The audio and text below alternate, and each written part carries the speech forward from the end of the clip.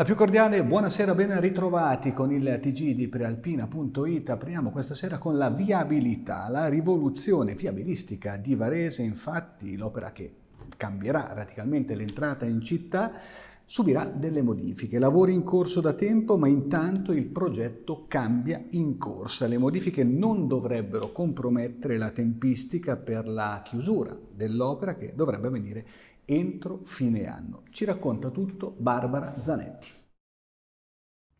Largo Flaiano. Sulla carta i lavori dovrebbero concludersi sempre entro la fine del 2023, nonostante i 30 giorni in più per la modifica del progetto. Palazzo Estense ha infatti approvato una determina che modifica in alcuni punti il progetto della nuova maxirotatoria che collega l'autostrada alla città.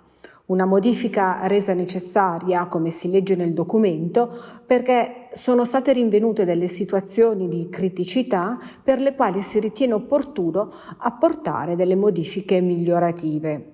L'elenco delle correzioni, chiamiamole così, è lunghissimo e in particolare riguardano il ramo d'ingresso e di uscita della nuova rotatoria in Viale Borri. Siamo alla cronaca, verrà effettuata venerdì l'autopsia sul corpo di Giovanni Sala, 34 anni, residente a Germignaga, morto nella notte tra sabato e domenica mentre era stato bloccato da 2 guardie giurate dopo aver tentato di introdursi nella sede di Sky a Rogoredo, nel milanese. Nell'inchiesta per omicidio colposo della squadra mobile di Milano sono indagati 2 vigilanti su un passaggio necessario per effettuare tutti gli accertamenti del caso. L'autopsia sarà decisiva per stabilire cosa abbia provocato la morte dell'uomo nato a Palermo e appunto residente a Germignaga. Fondamentali saranno anche gli esiti degli esami tossicologici. Dai primi esiti medico-legali comunque risulta che l'uomo avesse assunto cocaina e cannabis. Incidente a Busto Arsizio. Oggi pomeriggio un ciclista è rimasto ferito ed è svenuto in seguito allo scontro con un'auto avvenuto in via Magenta. L'uomo, all'arrivo dei soccorritori, aveva per fortuna già ripreso conoscenza. Per lui trauma al bacino e sospetto trauma cranico. La strada è rimasta chiusa per 1 ora e mezza in direzione periferia con pesanti ripercussioni sul traffico. Rimaniamo a Busto Arsizio, un agosto strano per il Parco Alto Milanese, svuotato dal caldo e dai divieti. Luigi Crespi. Troppo caldo, troppi divieti e troppe transenne. Questo è un agosto strano per il Parco Alto Milanese, da sempre punto di riferimento per chi per un motivo o per l'altro si ritrova costretto a passare l'estate in città. Nel sentiere non si incontra praticamente nessuno, quei pochi che frequentano la Baitina lo fanno la mattina per le colazioni oppure la sera quando il sole non fa più paura. Se le grigliate sono proibite da un pezzo, a Ferragosto e nelle 2 domeniche centrali del mese anche i pranzi al sacco sono stati aboliti. Il motivo tutto sommato è semplice. Se fa troppo caldo per frequentare le aree attrezzate senza rischiare un colpo di sole, anche rifugiarsi all'ombra degli alberi comporta dei rischi. Dopo il vento e la grandine che lo scorso 24 luglio avevano messo in ginocchio tanti comuni del Basso Varesotto, è proibito avvicinarsi alle piante pericolanti o alle panchine nelle loro vicinanze, tutte rigorosamente circondate da transenne o dal nastro bianco e rosso che indica il limite da non superare. Ed ora ci spostiamo a Cassano Magnago, dove sono stati abbattuti i tigli di piazza 25 aprile ritenuti in condizioni precarie secondo una perizia presentata lo scorso giugno in municipio da un esperto incaricato dal comune. I particolari nel servizio realizzato da Elisa Ranzetta. 2 cestelli sui quali lavoravano in contemporanea altrettanti operatori. Così sono cominciate lunedì mattina in piazza 25 aprile a Cassano Magnago le operazioni di abbattimento di 5 tigli giudicati malati da una perizia agronomica commissionata dal comune. 12 inizialmente le piante che il comune aveva ipotizzato di abbattere. Questa prima fase di lavori tocca però soltanto 5 piante, alcune di residenti in ogni caso non hanno condiviso la scelta operata dall'amministrazione comunale. Già la si è saputa il venerdì dopo Ferragosto, quando la gente è tutta via, tutti in vacanza e nessuno ha la possibilità di protestare. Il venerdì sera ti mettono il cartello che il lunedì mattina tagliano le piante. Puoi fare ricorso entro 60 giorni. Quando le piante sono abbattute, che ricorso vuoi fare? E dura in qualche modo un tuffo nel passato. La colonia di Busto Arsizio, inaugurata nel 1929, ce ne occupiamo perché oggi l'area ospita diverse società sportive, ma per le attività estive è stata ignorata dal comune. I cancelli sono chiusi. Il servizio è stato realizzato da Luigi Crespi. C'era una volta la colonia elioterapica di Busto Arsizio, costruita al pari di tante altre tra Basso Varesotto e Alto Milanese, per permettere ai ragazzi delle famiglie operaie di godersi una vacanza nel verde.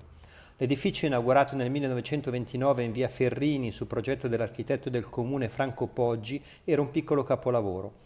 15.000 metri quadrati in piena campagna che comprendevano una palestra, una sala per lo scherma, sale di lettura, una sala conferenza, oltre naturalmente 2 blocchi di bagni che potevano essere frequentati da chi faceva sport o giocava all'aperto.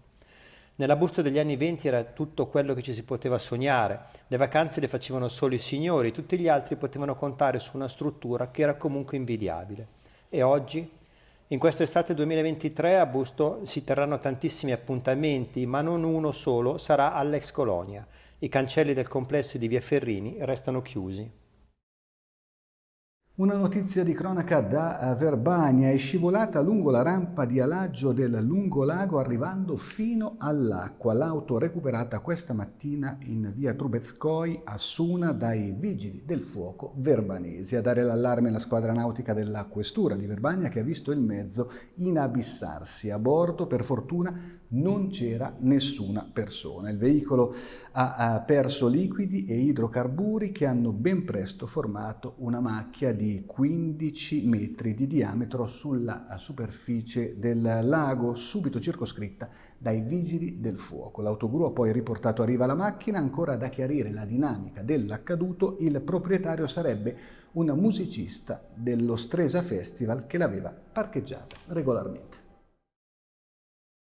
Ed eccoci allo sport, ci occupiamo del grande softball internazionale che fa tappa a Saronno, e non solo, coinvolte nell'evento di questi giorni anche Caronno, Pertusella e Legnano. Roberto Banfi, e per le immagini Domenico Ghiotto dell'agenzia Blitz. Saronnese da oggi capitale del softball europeo, sino a sabato 26 agosto. A Saronno e Legnano si gioca la Premier Cup, che è la Coppa Campioni di questo sport.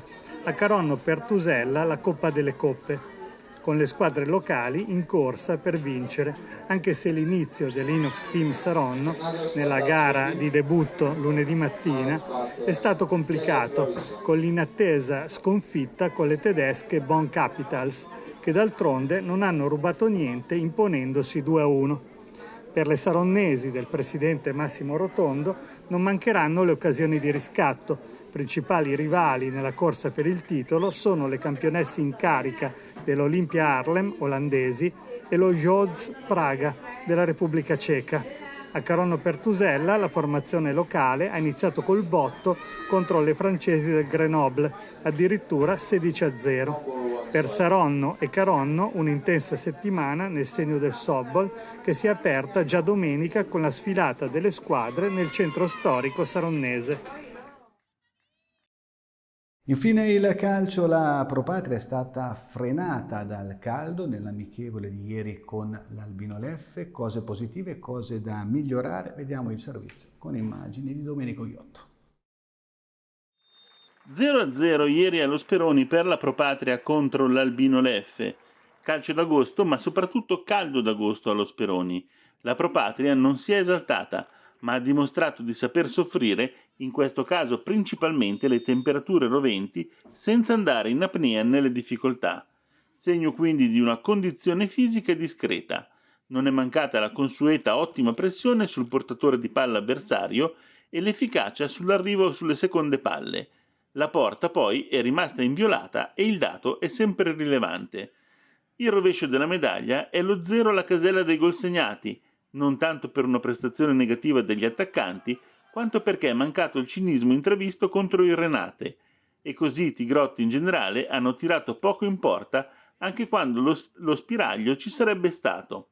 Qualche meccanismo è inevitabilmente ancora da oliare sulle avanzate veloci degli avversari, con qualche sgroppata di troppo concessa ai laterali ospiti e le conseguenti difficoltà nel contenerne la spinta offensiva. Bene, è tutto. Il TG di Prealpina.it per questa sera finisce qui. Appuntamento domani alle 19. Buona serata.